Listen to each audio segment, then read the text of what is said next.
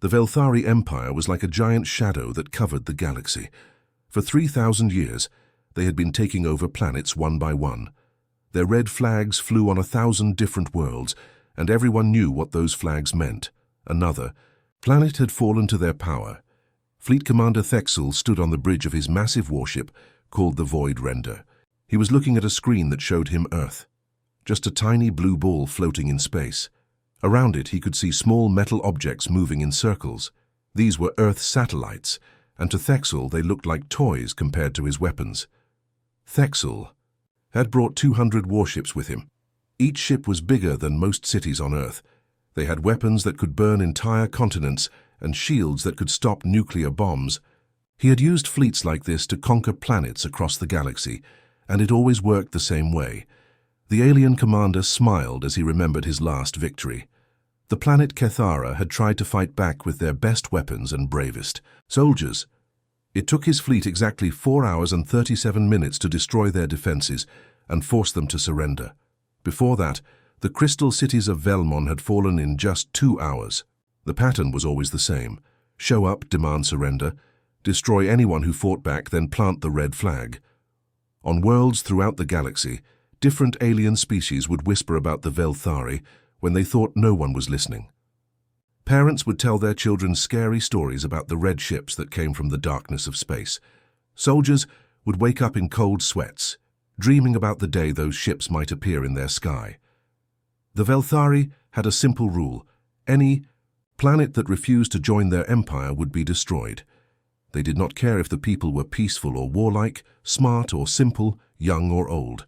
Everyone had to bow down to the empire or face complete destruction. Thexel had studied Earth for weeks before coming here. His scouts told him that humans were still fighting wars with metal bullets and chemical explosives. They had not even figured out how to travel between stars yet. Their most powerful weapons were crude nuclear bombs that could barely scratch the paint on a Velthari warship. Looking at Earth now, Thexel felt almost sorry for the humans. They had no idea what was coming. In a few hours, their leaders would receive his message demanding surrender. When they refused, and they always refused at first, he would demonstrate his power by destroying one of their cities. After that, they would beg for mercy like all the others. The fleet commander checked his watch. By the time the sun set on Earth today, another world would belong to the Velthari Empire. The humans would learn what every other species had learned. Resistance was useless against the Red Fleet. What Thexel did not know was that Earth had been preparing for this day for 50 years. 3 miles underground, buried deep beneath the Rocky Mountains, Dr. Kim Ji-ho wiped sweat from his forehead as he made the final adjustments to a machine that looked like something from a science fiction movie. The quantum resonance chamber hummed with strange blue energy, casting eerie shadows on the concrete walls around him. Most people thought the Roswell incident in 1947 was just a weather balloon, or maybe a hoax. They were wrong on both counts.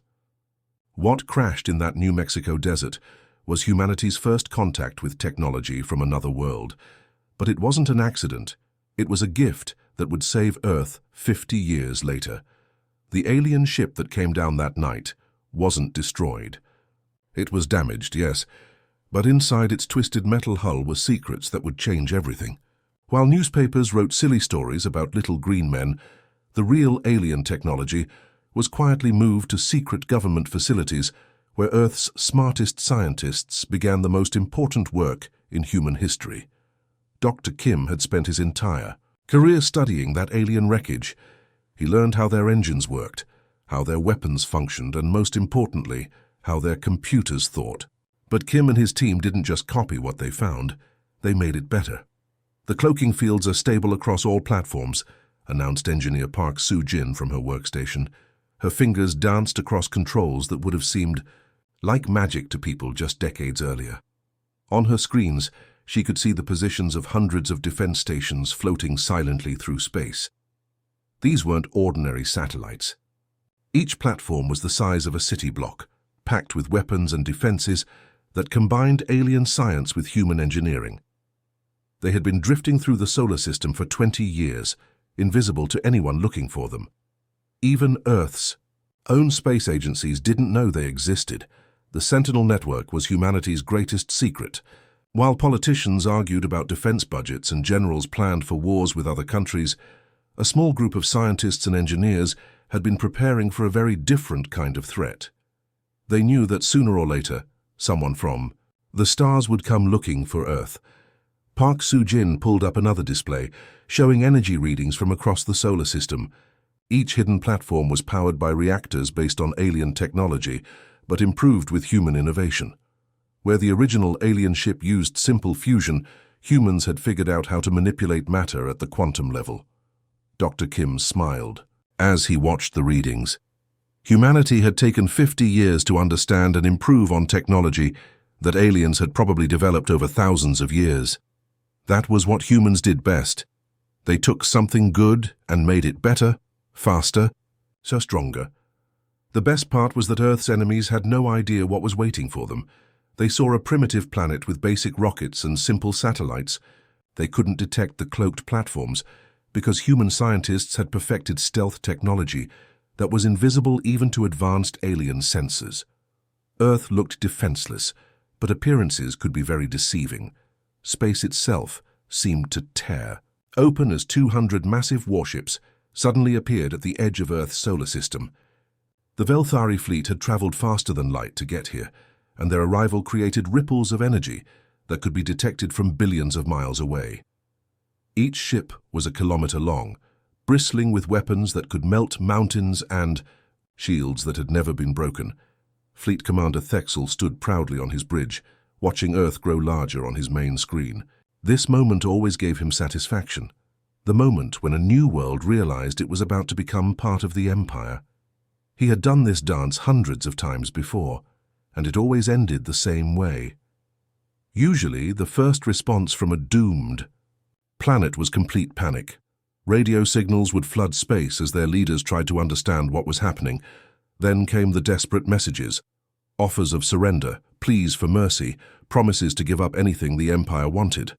Some planets tried to negotiate, others begged, a few attempted to hide. None of it ever worked. But something was different this time. Thexel waited for the panicked transmissions, but Earth's communication channels remained strangely quiet. No frantic calls between world leaders, no emergency broadcasts to the population. It was as if the humans hadn't even noticed that death had just arrived at their doorstep. Then, a single voice cut through the silence of space. It was calm, professional, and completely unafraid. "This is Commander Lee Min-ho of Earth Defense Command. You have 60 seconds to reverse course and leave this system immediately." Thexel blinked in surprise. In all his years of conquest, no one had ever spoken to him like that. The voice sounded like a traffic cop giving directions, not someone. Facing the most powerful fleet in the galaxy, the alien commander's surprise quickly turned to amusement. He looked around his bridge at his officers, who were trying hard not to laugh out loud. Sub-Commander Velkax was actually covering his mouth with his hand, his shoulders shaking with barely contained laughter. "Did they just give us an ultimatum?" asked Navigation Officer Threndar, his voice full of disbelief. "I think they did," replied Thexel, grinning widely. "These humans are either incredibly brave or incredibly stupid." The laughter spread across the bridge like a wave. Officers who had conquered worlds and destroyed civilizations were doubled, over with mirth. The idea that a primitive planet would threaten them was the funniest thing they had heard in years. "Shall I open a channel to respond, sir?" asked the communications officer, still chuckling. "No," said Thexel, wiping tears from his eyes. "Let them count down their precious 60 seconds. It will make their surrender even sweeter when they realize how powerless they truly are." But as the seconds ticked by, something in the back of Thexel's mind began to whisper a warning. In his experience, only two types of enemies issued ultimatums: fools who didn't understand the danger they were in, and predators who were absolutely certain they could back up their threats. The question was, which type were the humans? The final seconds of the countdown felt like hours. On the bridge of the Void Render, Fleet Commander Thexel was still smiling when the number reached 0. He expected nothing to happen. After all, what could primitives do against the might of the Velthari Empire? That's when space exploded around them. What had looked like empty darkness suddenly filled with massive structures that seemed to appear from nowhere. Huge platforms, each one the size of a small moon, shimmered into existence like ghosts becoming solid. They surrounded the Velthari fleet completely, forming a perfect sphere of death that stretched for thousands of miles in every direction. Thexel's smile died on his lips. His confident laughter turned into a choked gasp as he stared at his tactical display. The screen showed red dots everywhere, hundreds of weapons platforms that had been invisible just moments before. His fleet was trapped in the middle of them, like insects caught in a spider's web. Deep inside one of the hidden platforms, Captain Yoon Da-mi sat in her command chair with a grim smile on her face. She had been waiting for this moment for 20 years. Around her, dozens of human officers worked at their stations with calm efficiency. There was no panic, no shouting, no desperate last-minute preparations. Everything had been ready for decades. Platform 7 reports all systems green, called out Lieutenant Kim Nari from her position. Quantum disruptors at full power. Platform 12 standing by, added Ensign Lee Dong-wook. Target locks confirmed on enemy flagship. One by one, reports came in from defense stations throughout the solar system. Each platform had enough firepower to destroy entire fleets, and they were all aimed at the Velthari ships. The aliens had walked straight into a trap that humanity had spent half a century preparing. Tactical Officer Cho Hyun-woo looked up from his instruments with satisfaction in his eyes. All platforms report ready for firing sequence. We have target. Locks on every enemy vessel. Quantum disruptors are charged and standing by for your command, Captain. On the alien flagship, panic was beginning to set in. Officers who had been laughing just minutes before were now frantically trying to understand how they had been caught so completely off guard. Their advanced sensors should have detected these platforms from light years away, but somehow the humans had made them completely invisible. "How is this possible?" whispered Sub-Commander Velkax, his face pale with fear. "Our intelligence said they were primitives." Thexel stared at the tactical display, watching as targeting beams from hundreds of human weapons locked onto his ships. For the first time in his long career of conquest, he felt something he had never experienced before: genuine terror. These weren't the frightened primitives he had expected to find. This wasn't a helpless world begging for mercy. The humans had been waiting for them with weapons beyond anything in his experience.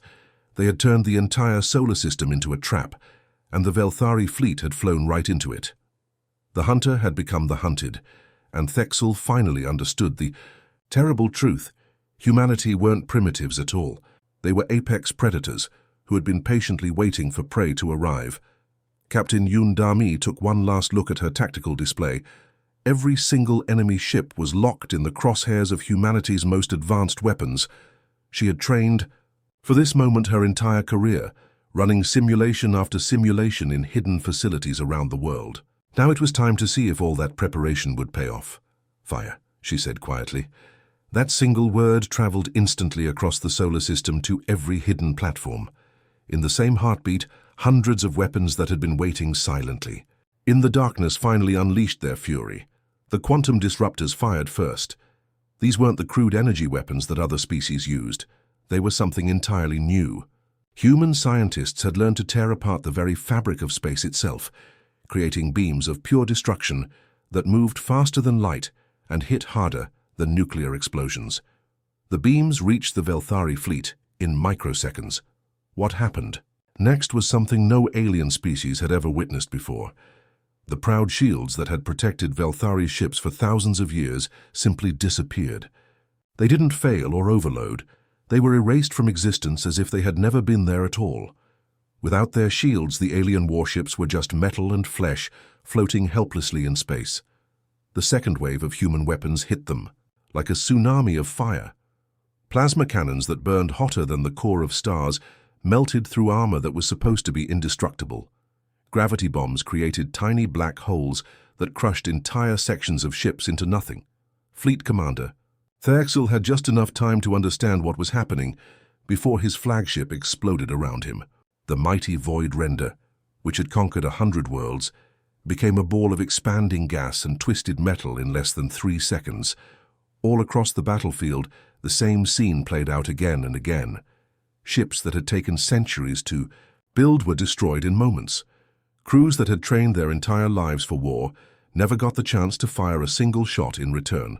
The Velthari fleet, which had struck fear into the hearts of 1,000 worlds, was being erased from existence with surgical precision. In her command center, deep beneath the Colorado Mountains, Defense Coordinator Han So-young watched the destruction with calm satisfaction. Banks of monitors showed her the battle from every angle. Green lights indicated successful target elimination. Red dots representing enemy ships disappeared from her screens one by one until only empty space remained. The entire engagement lasted exactly 37 seconds. When the light and fire finally faded, nothing remained of the invasion fleet except slowly expanding clouds of debris. 200 of the most advanced warships in the galaxy had been reduced to cosmic dust by weapons that their crews never even saw coming. Han So-young leaned back in her chair and allowed herself a small smile. 50 years of preparation had paid off perfectly. Earth's secret was safe, the planet was secure, and not a single human life had been lost in the process. The most remarkable thing about humanity's first interstellar battle was how easy it had been. No dramatic space dogfights, no heroic last stands, no desperate boarding actions. Just cold, efficient destruction delivered by weapons the enemy couldn't even comprehend. Earth had announced its arrival on the galactic stage with a demonstration. That would be remembered for millennia. Captain Nextar could barely keep his hands steady as he gripped the command chair of his dying ship. The cruiser Shadow's Edge had been at the very back of the Velthari formation when the humans attacked, which was the only reason it still existed. Half of his ship was gone, torn away by weapons that defied everything he thought he knew about. Warfare. Around him, his crew sat in stunned silence. These weren't new recruits. They were battle-hardened veterans who had fought in dozens of campaigns across the galaxy. They had seen planets burn and civilizations fall. But nothing had prepared them for what they had just witnessed. Lieutenant Vexmore, his weapons officer, was staring blankly at his console. His hands shook as he tried to make sense of the sensor readings from the battle. "Captain," he whispered, his voice barely audible, "our fleet is gone. All of it. 200 ships destroyed in 37 seconds. Nextar closed his eyes. Han tried to process what had happened. He had watched the human weapons tear through their formation like it was made of paper. Ships that should have been able to withstand direct hits from supernovas had simply vanished in flashes of light. The Void Render, their mighty flagship, had been there one moment and gone the next. "Communications," he called out, his voice hoarse. "Are you getting this recorded?" The communications officer, a young female named Kelsara, looked up with tears streaming down her face. "Yes, Captain. Everything is being recorded and transmitted back to Imperial Command." Nextar nodded grimly. Someone had to tell the Empire what had really happened here. The official reports would probably blame equipment failure or some kind of accident, but the truth needed to be preserved. The galaxy needed to know that the humans weren't primitives. They were something far more dangerous. As his damaged ship limped away from Earth's solar system, Nextar watched the debris field that had once been the pride of the Imperial Navy. Pieces of destroyed warships drifted silently through space, some still glowing from the heat of their destruction. There were no survivors besides his own crew. The humans had been precise and thorough. "Sir," whispered Navigation Officer Corvell, "what do we tell them? How do we explain this?" Nextar looked at the tactical display one more time. The human defense platforms had already disappeared back into invisibility, as if the battle had never happened. Earth looked peaceful and quiet again, just a blue marble floating in space with its primitive satellites. "We tell them the truth," he said finally. "We tell them that we encountered a species that has been hiding its true capabilities. We tell them that Earth isn't a target for conquest. It's a death trap for anyone foolish enough to attack it." The recording of the battle was already traveling across the galaxy at faster-than-light speeds, carried by quantum communication arrays that connected every corner of the Empire. Within hours, it would reach Imperial Command. Within days, every military leader in known space would have seen it. The message was simple but terrifying. Humanity had turned their entire solar system into a weapon, and they had used it with deadly efficiency. The species that everyone had dismissed as backward savages had just demonstrated technology that was generations ahead of anything the galaxy had ever seen. Fear would spread through the Empire like wildfire, and with good reason. If humans could do this while remaining completely hidden, what else were they capable of? The news hit the galaxy like a shockwave, traveling faster than light itself. On every world, in every space station, across every communication network, the same impossible story was being told and retold. The Velthari Empire's greatest fleet had been destroyed in less than a minute by a species no one had ever heard. At first, most people didn't believe it. The Velthari had been unstoppable for 3,000 years. They were the nightmare that parents used to scare their children into behaving. The idea that some unknown species called humans could wipe them out so easily seemed like a joke, or maybe enemy propaganda. But then the recordings started showing up everywhere. Captain Nextar's battle footage was copied and shared across thousands of worlds. Alien news networks played it over and over again, trying to understand how such a thing was possible. Military analysts studied every frame, looking for clues about human technology. On the planet Kithara, which the Velthari had conquered just 2 years earlier, a group of resistance fighters gathered in a hidden cave to watch the recording for the 100th time. Their leader, a scarred veteran named Tholwyn, paused the video at the moment when human weapons first fired. "Look at this," he whispered to his followers. "The humans didn't even use ships. They turned empty space itself into a weapon." His second-in-command, a young female named Sarela, shook her head in amazement. "If beings we've never heard of can do this to the Empire, maybe we've been thinking too small about our own rebellion." Similar conversations were happening on hundreds of conquered worlds. Species that had given up hope of freedom were suddenly asking new questions. If the mighty Velthari could be defeated, maybe their rule wasn't as permanent as everyone thought. Meanwhile, on Earth, Ambassador Zhong Yejin was having the busiest week of her career. Her secure communication system was ringing constantly with calls from alien governments she had never heard of. Everyone wanted to talk to the humans now. The first call came from the Zeftani Republic, a small alliance of worlds that had been hiding from the Velthari for centuries. Their ambassador spoke in nervous, halting English that he had apparently learned just for this conversation. "Honored humans," he said, bowing so low his head almost touched the ground. "We offer friendship and trade agreements. We have resources you might find useful." The second call was from the Mordek Federation, former enemies of the Velthari, who had been fighting a losing war for decades. Their military commander got straight to the point. "We want to know if you're planning to expand beyond your solar system," she said bluntly. "Because if you are, we'd like to be on your side this time." By the end of the week, Jung had received contact requests from 47 different alien civilizations. Some offered trade deals, others wanted defensive pacts. A few brave ones asked if humanity would be willing to share their weapons technology. But the most interesting calls came from worlds still under Velthari control. These were whispered, desperate communications from rebel groups who had suddenly found new hope.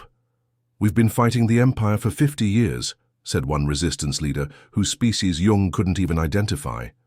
"We always thought we were alone. But if you could destroy their fleet so easily, maybe you could help us win our freedom too." The galaxy had discovered that Earth existed, and everything was about to change. The Galactic Council chamber was unlike anything Ambassador Yejin had ever seen. It was a massive sphere floating in space, big enough to hold representatives from 1,000 different worlds. The walls were made of some kind of crystal that let you see the stars outside, making it feel like you were sitting in the middle of the universe itself. Jung walked slowly toward the center platform, her footsteps echoing in the enormous space. Around her, hundreds of alien beings watched in complete silence. Some looked like giant insects, others like living rocks, and a few that seemed to be made of pure energy. But they all had one thing in common. They were staring at her with a mixture of fear, curiosity, and respect. This was humanity's first time being invited to address the Galactic Council. For thousands of years, Earth had been ignored because everyone thought humans were too primitive to matter. Now, after what happened to the Velthari fleet, everything had changed. The council leader, a being that looked like a cross between a tree and an octopus, gestured for Jung to begin speaking. His voice echoed through translation devices that turned his words into every language in the galaxy. "Representative of Earth," he said formally, "the Galactic Council recognizes your species for the first time. You have requested to make a statement. We are listening."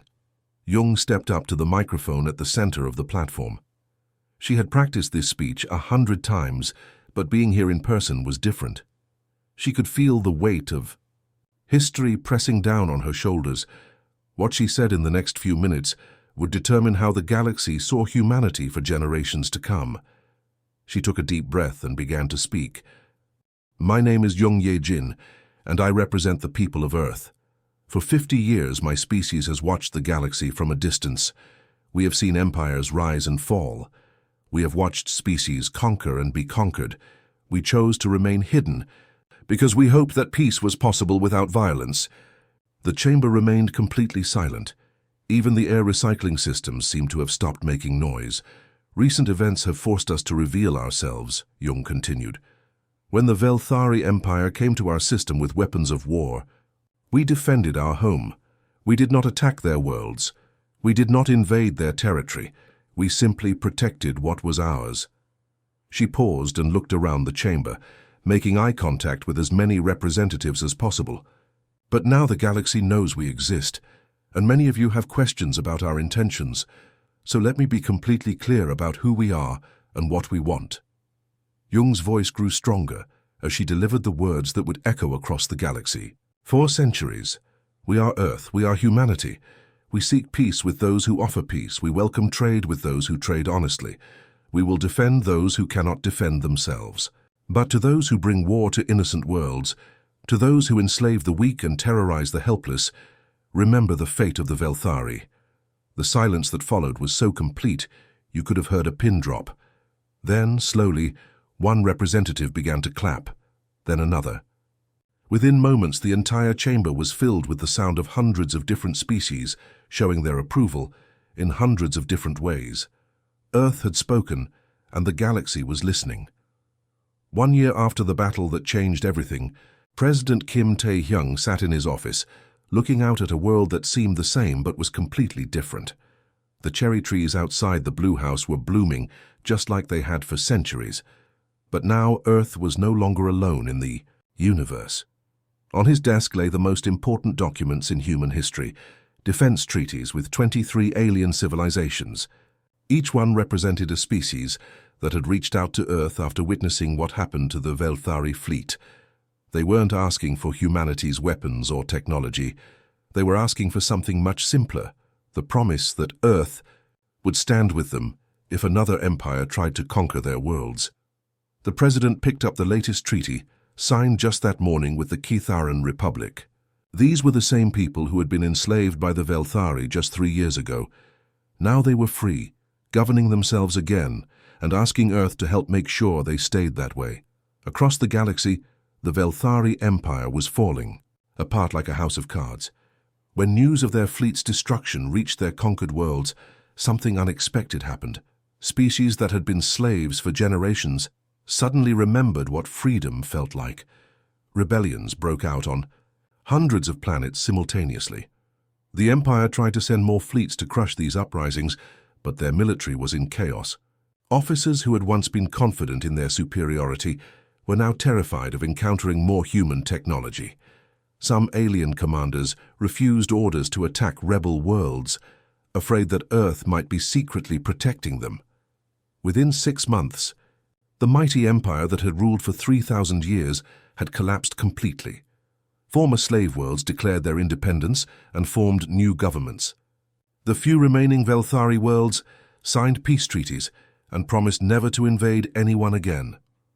But the most interesting change wasn't in alien space, it was right here on Earth.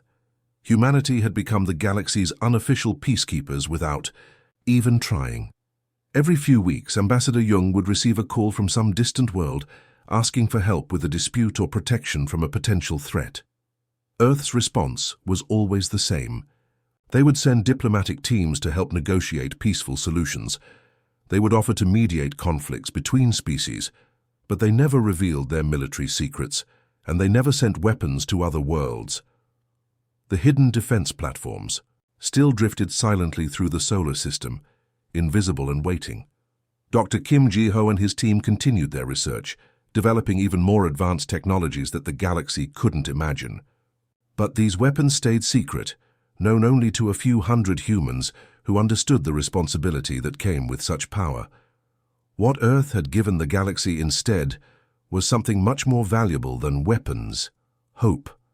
Species across the stars now knew that bullies could be stopped, that empires could fall, and that even the smallest worlds could defend themselves if they were smart enough and patient enough.